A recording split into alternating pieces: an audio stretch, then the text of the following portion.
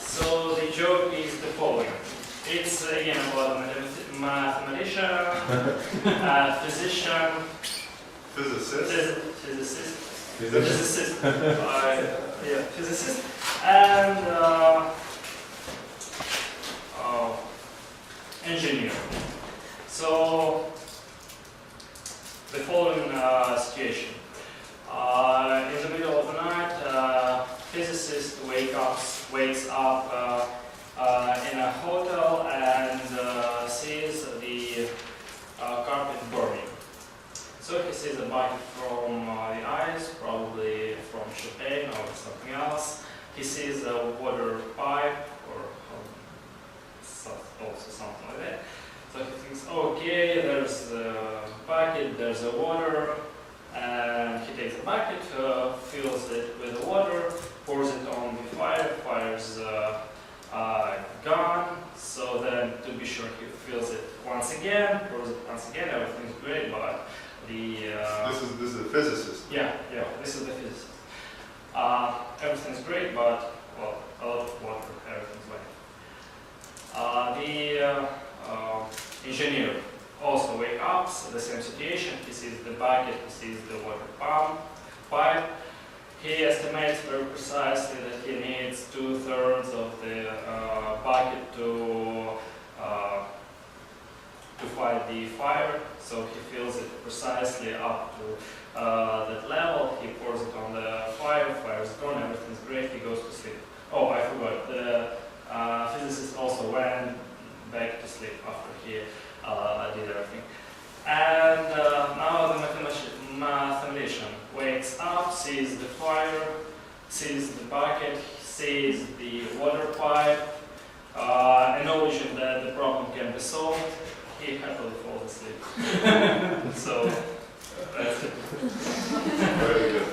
Thank you. The only problem is that the engineer seems smarter than the physicist. The physicist does it faster. Not good. All right. Okay, very good. So Nick still isn't here, but that's okay. We'll start. So I sent you guys the assignment, the next assignment, this morning. So make sure you don't leave it till too late, because it'll take a little effort to get the answer. But it's a nice problem, so I hope you enjoy it. And I also sent you notes that you had took when I was talking about vectors and tensors. I sent them this morning too. I'll send you a more complete version a little later on, but that's something that that you should be familiar with. Okay, so are there any questions first of all on anything that we've covered so far?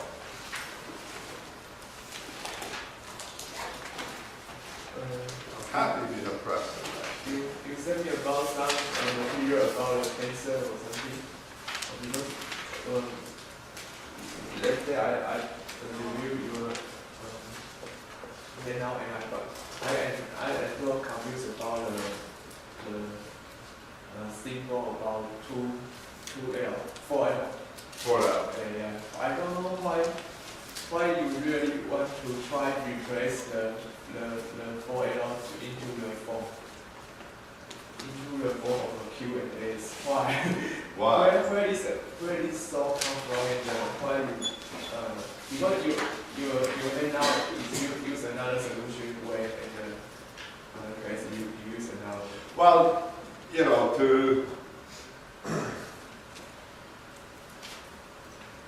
if you think back to the first time we ran into this is when we were talking about the energy of rods in an electric field. And we found that in this energy, we had a term which was -1/2 alpha E dot L squared. And so one way of writing this is as cos-squared theta, right? I can write this as cos theta, cos-squared theta. So this kind of gives us a cos-squared theta. And when we wanted the average energy then we said, okay, we have to average this quantity somehow, and then we got this code squared K. So this somehow describes the orientation of the rods. But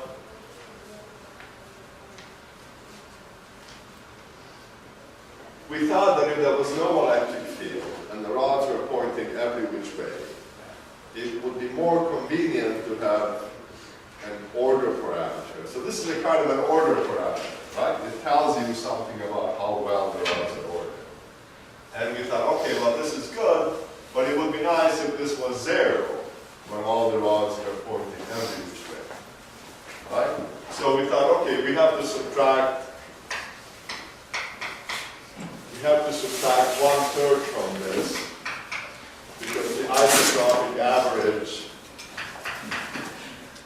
the isotropic average of this is 1/3. Right?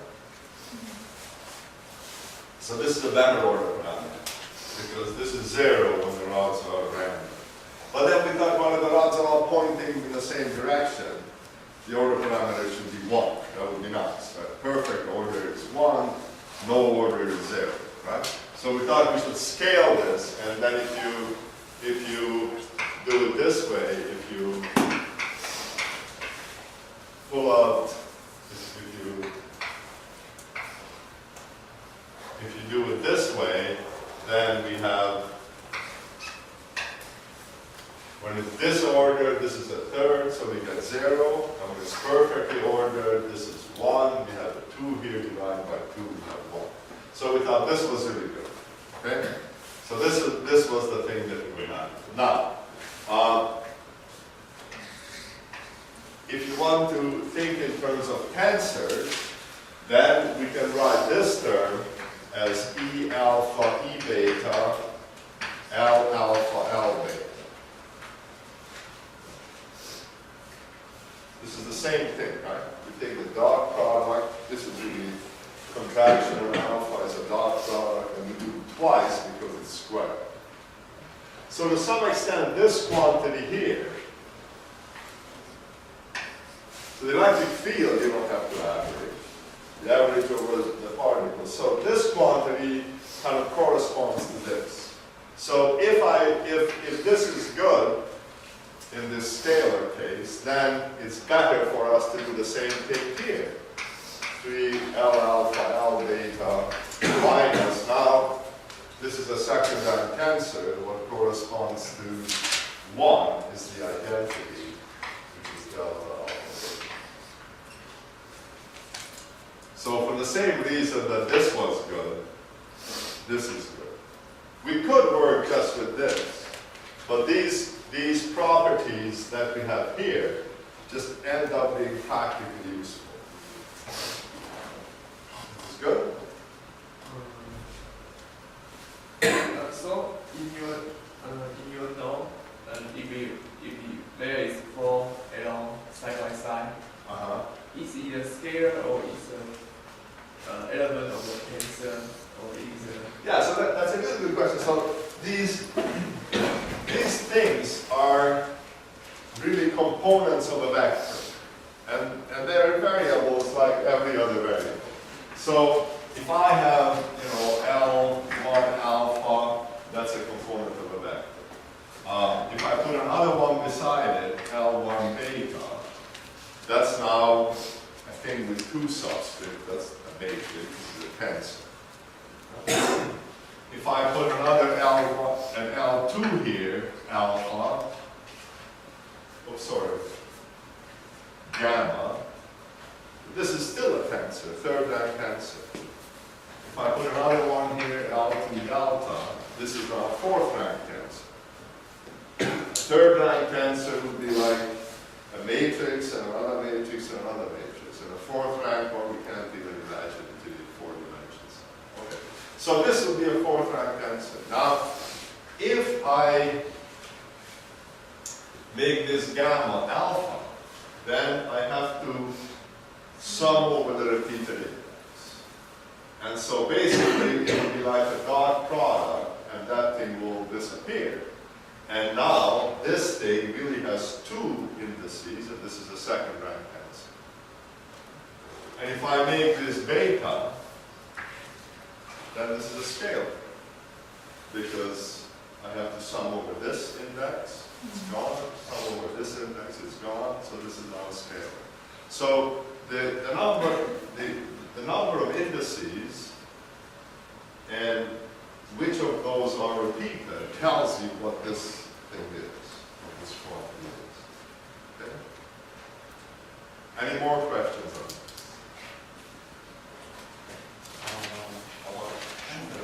Can I say n by n matrix is complex? Well, you can say it, but it may not be true. Not every matrix is necessarily a tensor. A tensor, is a thing that behaves like a tensor, which means it transforms in a certain way when you change the coordinate system. So you can make it a kind of a table with numbers in it, and it will look like a matrix, but when you change coordinates, it may not change at all. Just the table of numbers won't change at all. So in a tensor, not every matrix is a tensor, although usually matrices correspond to tensors. But you cannot say in general that every matrix is a tensor.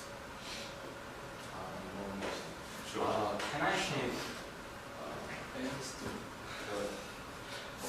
free rank tensor is a kind of three-dimensional matrix? Yes, exactly. Yeah. A third rank tensor would be like a cube that has, it would look like, so this would be a second rank tensor,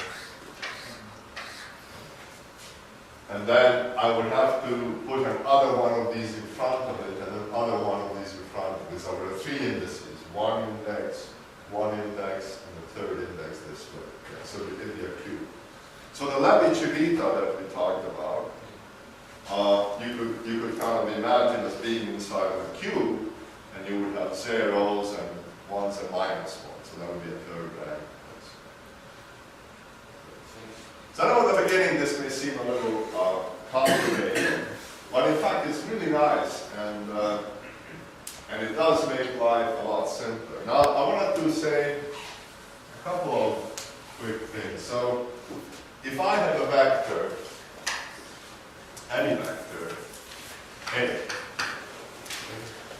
I can make a scalar from this by doing what? Dot product with the side. So if I do A dot A, I get a scalar, which is A squared. And even though the vector components will change if I rotate my coordinate system, this scalar will not change. Okay, so then you can ask, okay, if I write this in vector notation, in subscript notation, in index, in additional notation like this, then this will look like A alpha, and this is a scalar. Now, the question then is, if I have a tensor, suppose I have some tensor, I don't know, Q alpha beta. This is now a tensor, and you can think of it as being made up of the elements of two vectors. Can I make a scalar from this? If I can make a scalar from a vector, can I make a scalar from this? The same. You dot Q alpha beta and so on. With itself. Right. I can do that. And that will give me a scalar. So Q alpha beta, this is a scalar. Absolutely true. Can I make other scalars?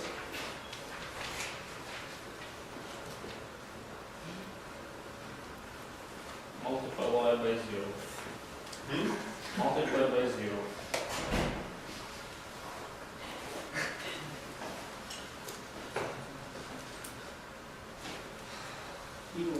If multiplied by 0, it will scale like audio tensor. Multiplication by 0. I mean, suppose I know that's multiplied by a scalar. We have to think of what that means. So But if I multiply with a vector, can I multiply? Can I Do you multiply want tensor with a vector? Do you want to make a scalar only from that tensor or from some other tensors also?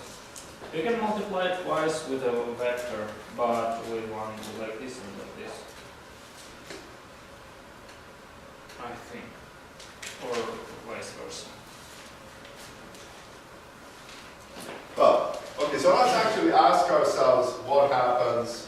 Let me reverse the indices here, beta, alpha. What are we really doing here when we make this scalar? And imagine that you actually have to evaluate this quantity. How would you do it?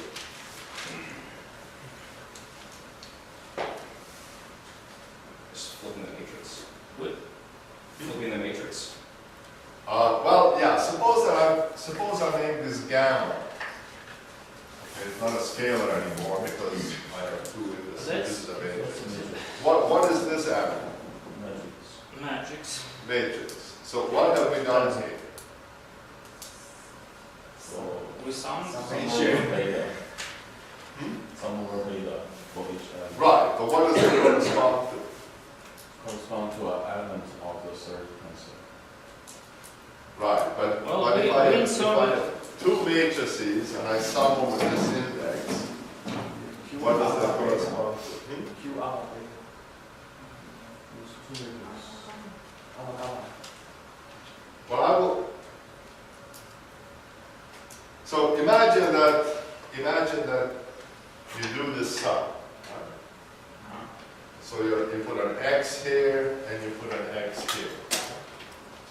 Then you put a y here and you put a y here. So you're sort of increasing this index means you're moving in that direction. This you're moving that. Well, this usual product, right? So you're doing just simple matrix multiplication in this case. So this gives you a new matrix, which is just the usual product of this matrix and that matrix, multiplied the usual way. Okay, so this thing now is a new matrix. I don't know, call it D alpha gamma. And then what happens when you make this alpha also? What happens if I just take one matrix and I do this to it?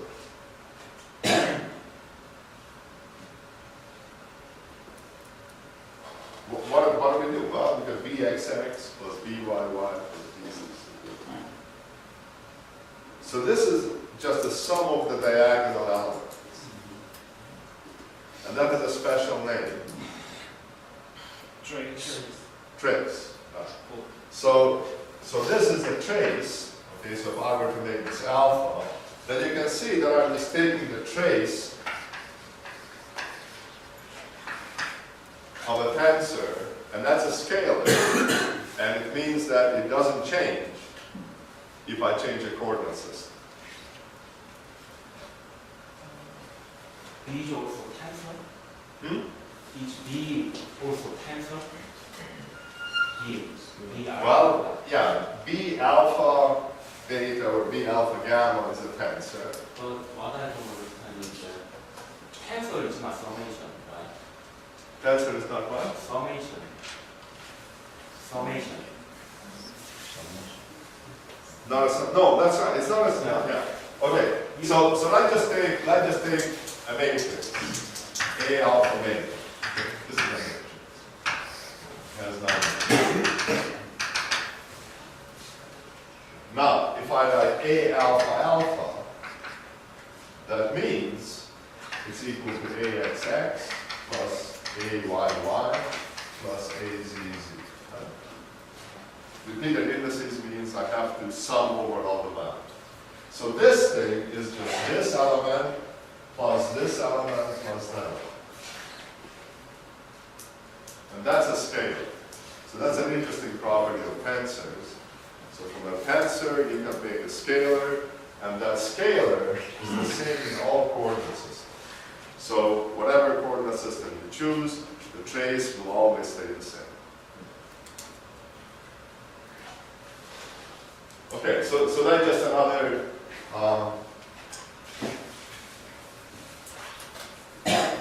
quantity that is useful to think about, the trace of the tensors. Does it work? I guess it just, it's like a magnitude. Yeah, that's a good way to think about it. If your it's sort of like a magnitude. If your tensor was made up, so suppose that this A alpha beta is the elements, is the components of a vector, L alpha, L beta. Then the trace, sometimes people write it like this, trace, is equal to L x squared plus Ly squared plus Lv squared. If this is a unit vector, then this would just be 1. So it's kind of like a magnitude, but of course, not every tensor is made up from the same vector, so the specific meaning may be different, but it kind of corresponds to a sort of magnitude. And it's a useful quantity. Now, the reason I bring this up is that if we go back to this order parameter tensor, or even without taking the average, so let's call this quantity Q alpha beta, which is just 1/2 Q L alpha L beta. So this is a useful quantity because it describes the orientation of a rod, taking its symmetry into account. So if you flip the rod end for end, this tensor will not change. And then Q alpha beta, the order parameter tensor for the magnets, is just the average value of little q. Now, what I want to ask you is, what is the trace of little q?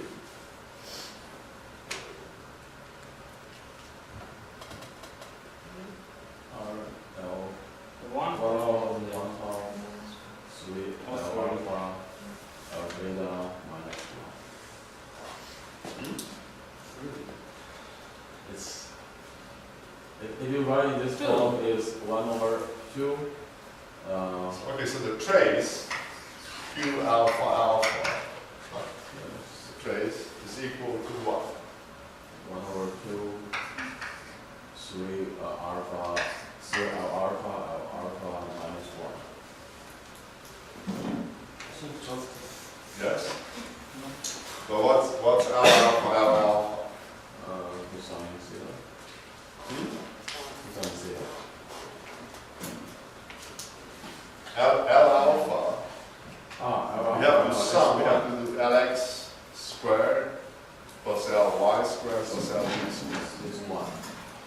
So it's 1 minus minus 3. yes. Zero. So we have this nice property that this guy is traceless. So the sum of the diagonals adds to 0. And it does that because we kind of subtracted out what the trace would normally be. The trace of this guy would be 1. So 3 times that would be 3.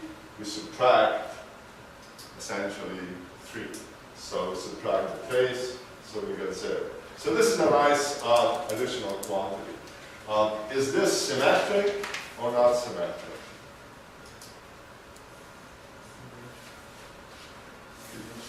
It's symmetric because the terms that have x, y in it will be just the same as y, s, because this is a product of two numbers. If this is 0.5 and that's 0.4, whether I multiply 0.5 times 0.4 and 0.4 times 0.5, the same thing. So these guys are both symmetric and traceless. And these are convenient quantities to have. Okay, so any more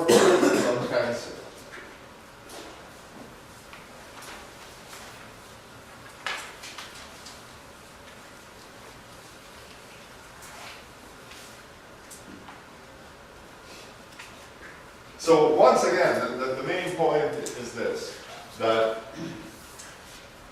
if we had rods that were different this way than that way, then our order parameter would be a vector, right? Because a rod would have a vector associated with it. But because it has this symmetry that is the same n for n, we don't have a vector, we sort of have two vectors, and so we have a second rank tensor, which we made traceless, and we normalized it so that it has nice properties that we want.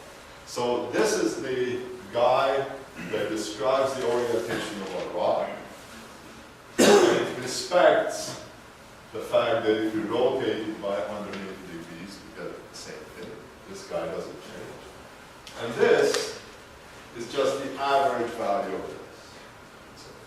So, and this is a really important quantity. This is the order parameter tensor.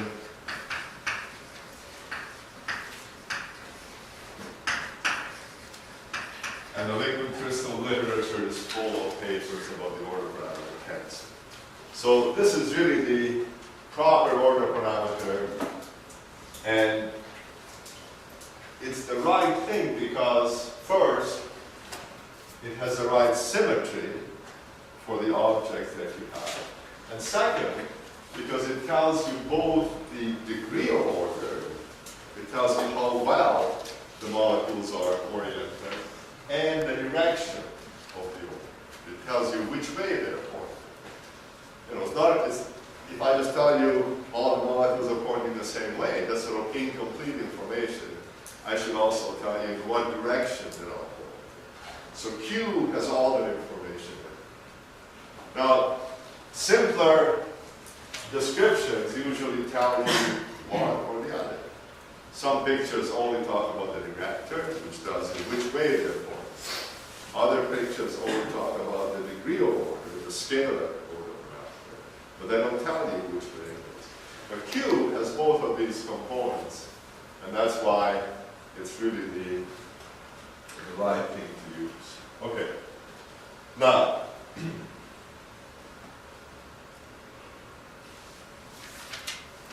what else? So we said that there's a nice result of linear algebra that says that if you have a symmetric traceless tensor, this is also symmetric traceless, you can diagonalize it. Every symmetric traceless tensor can be diagonal. That means that you can find a coordinate system where this thing is diagonal. If it wasn't symmetric and traceless, then you would have, well, if it wasn't symmetric, then we couldn't say it. But it is, okay, so this is symmetric and traceless. Symmetric means we can diagonalize.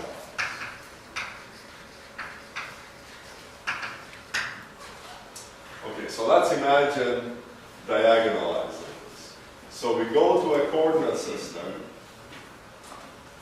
where the coordinate system is such that all the off-diagonal elements disappear. So I have a tensor, and again, it's useful to think of maybe a computer simulation where you have a whole bunch of rods in a box, and you have the orientation of each rod. To figure out the Q tensor, you would have to go to each rod, put a unit vector along it, and then compute this matrix, this tensor associated with each rod, average that over the sample, and you would have then the Q tensor. And this would be a matrix with different numbers. And then you would say, okay, I want to diagonalize it. And there are methods for doing it, but if you just imagine taking this tensor and rotating your coordinate system, all the elements of this tensor would change. And if you get your coordinate system just right, all the off-diagonal elements would be 0, and you would say, oh, now I have the thing diagonalized. And so in this coordinate system, Q has the form, and I've shown you this before, it has the form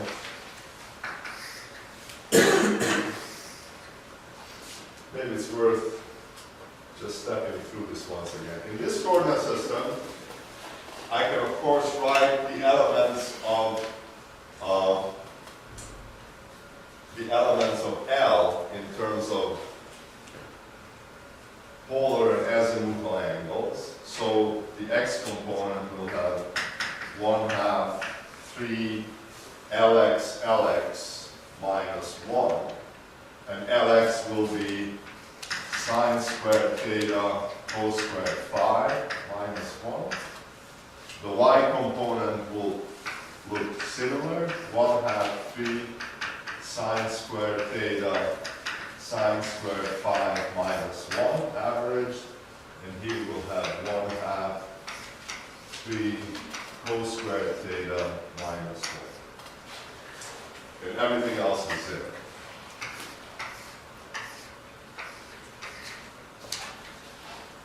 Everybody happy with this? Yes? Last time we had the theta on the first element.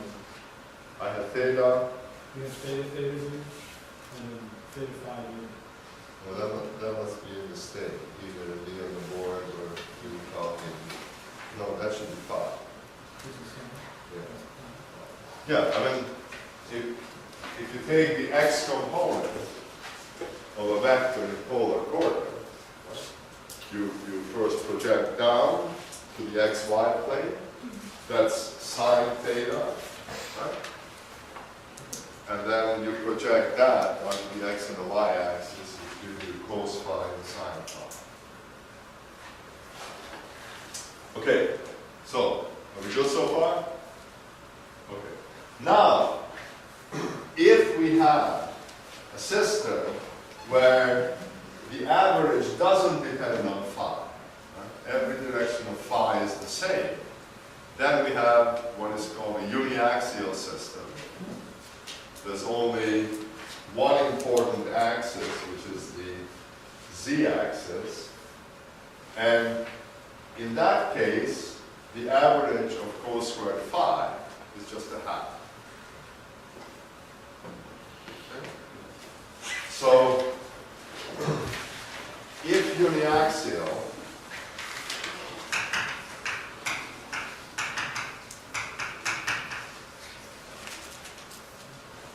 then cos squared phi is the same as sine squared phi on the average, and these are equal to 1/2.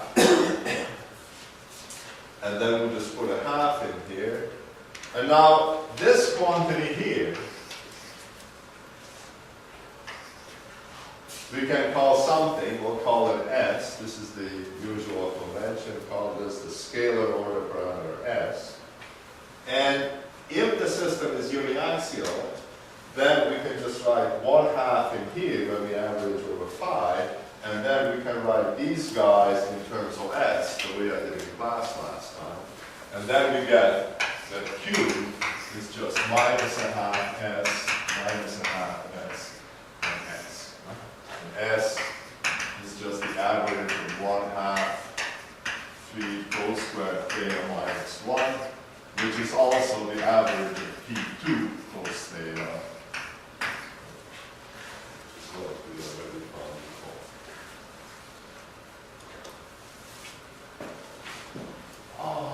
Why do we use just F when we talk about the order parameter about bulk acid? Why do we use? Why do we use only F? When we talk about, Yeah, when we talk about the vector configuration of bulk. well,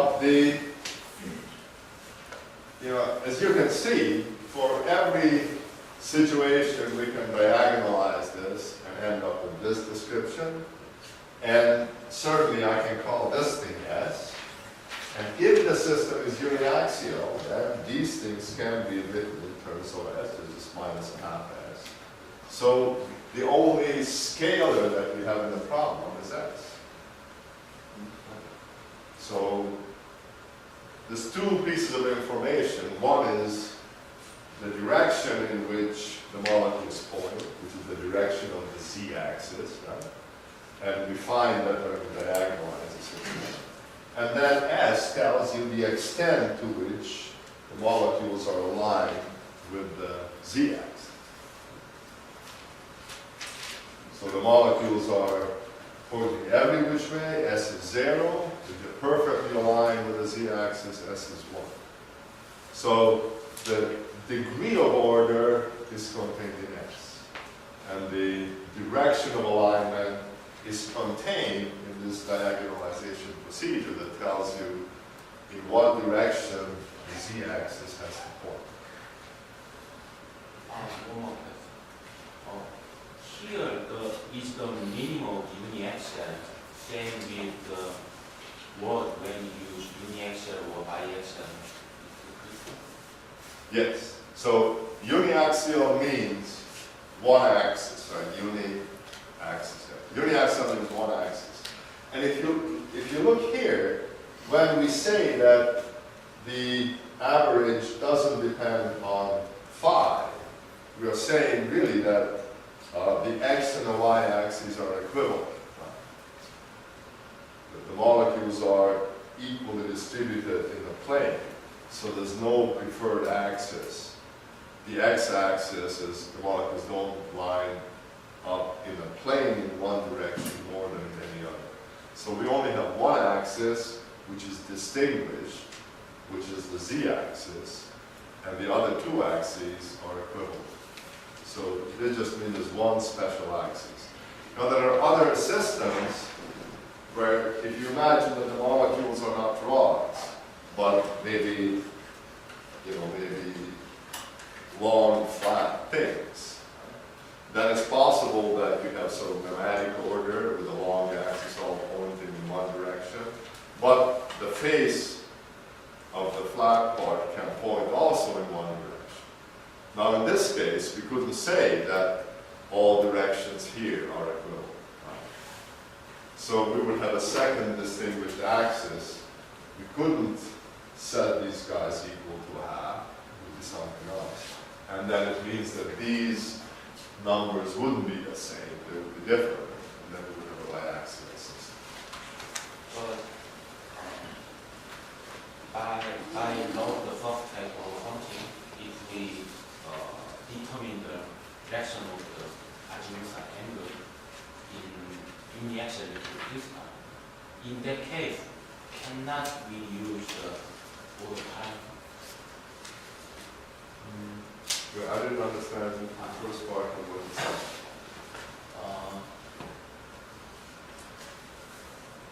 By law of the first trade, by loving the first trade, we can. By what? Loving. Rubbing. Yeah, in the first trade, we can determine the direction of the azimuthal angle in case of uniaxial crystal. Well, often if you rub the plate, it ends up that the molecules line up in the rubbing direction, in which case that's the z direction. And we would find that there would be orientational equivalence around that direction. Now, it's true that if you have a substrate, so suppose we have a substrate. So this is a liquid crystal cell, there's another plate here. And if the molecules are aligned this way, for some reason, then we would say, okay, this is a uniaxial system. Now, if you were to rub this surface here, rub it, and you would distinguish one direction over another, then it's true that at least for the molecules down here, there would be a phi dependence. And so at least in this regime, we couldn't make this argument. So the system would have to be biaxial right near the surface. But it turns out that, and we'll get to that later on too, when you move away from the surface, that effect falls off very quickly. So you would only have biaxiality in that small layer. The same thing is true that if you had, suppose you had a conventional conventional liquid crystal cell, where you first put polymer here and you rub it, and typically then all the molecules line up with the rubbing direction, and then you have nematic order this way. All the molecules are in this direction. This is a planar alignment. And if you look in the middle of the cell, then you would find that all directions around this preferred direction are equivalent. But when you're down right next to the substrate, clearly this is no longer the case. The molecule just above the substrate could rotate out of the plane easily, but right at the substrate, the substrate would hinder rotation that way. So even in this case, you would have biaxiality near the surface. So the symmetry is broken. If you like, you can think that the surface normal kind of makes a special direction down here, which makes so this would be the z-axis now, and then the surface normal would create the equivalence of the x and y directions. Nick? So when you diagonalize the Q tensor there, that is putting one of the axes on the director. That's changing the coordinate system, so one of the axes is on the director, is that what that's doing? Yes. And in a biaxial system, then I will put two axes on one. Well, I guess there's going to be two directors basically in a biaxial system. Yeah, but if you have two, you already have three, right? Right. So that puts the two directors on an axis when you diagonalize that. Yeah. So that's right. When you diagonalize a matrix, you basically identify the special directions, as it were. And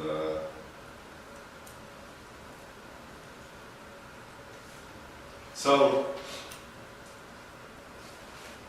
I wasn't going to talk quite so much about this, but this is really useful. So when you diagonalize a matrix,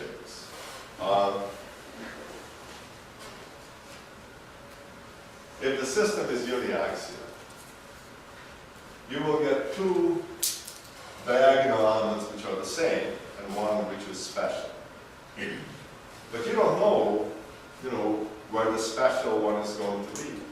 I mean, this is clearly the special value because it's different from the other two. So there's one distinguished value and two equivalent values.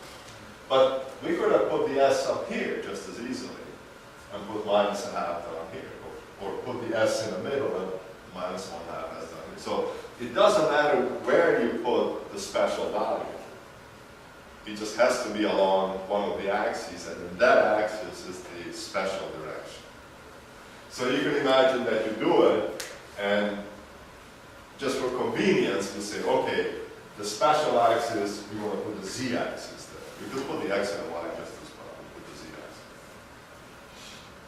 But the significance then is once you have that direction, then you know that S measures kind of the projection of the molecules on that special axis.